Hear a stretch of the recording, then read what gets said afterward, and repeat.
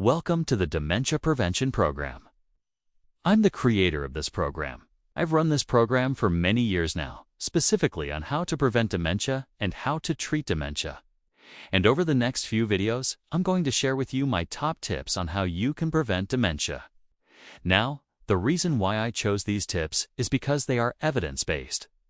That means that they have been studied in human beings and have been shown to have a positive impact on your brain health and reducing your risk of dementia. So let's get started with tip No. 1. What is neuroplasticity? Neuroplasticity is the brain's ability to change its structure and function in response to learning or experience. So what does that really mean? Let me give you an example. If you learn a new language, play a new instrument, take up a new hobby, your brain will actually physically change in response to that. Your brain is incredibly powerful, and it's always adapting and changing based on what you are doing. Neuroscience has made some incredible discoveries in recent years. One of the things that the VA discovered is that we actually have neurotransmitters in our brain that are responsible for transmitting signals from one part of the brain to another. These neurotransmitters are like chemical messengers, and they allow the different parts of the brain to communicate with each other. And the most important neurotransmitter for maintaining healthy brain function as we age is called acetylcholine. Acetylcholine is involved in a lot of different things, but one of the things that it does is that it helps us with our memory. It also helps us with our ability to focus and pay attention. And as we age, our levels of acetylcholine in our brain actually start to decline.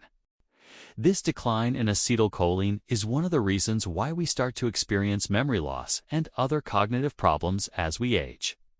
But the good news is that there are things that we can do to help maintain our levels of acetylcholine in the brain. And one of those things is by engaging in activities that stimulate our brains. So this brings me to my next point. The use it or lose it concept. The use it or lose it concept applies to our brain as well. If we don't use our brain, if we don't engage in activities that challenge our brain, then our brain is going to start to atrophy. So what does that mean? It means that our brain is not going to be able to function at its optimal level. We're going to start to experience cognitive problems such as memory loss, difficulty concentrating, difficulty paying attention.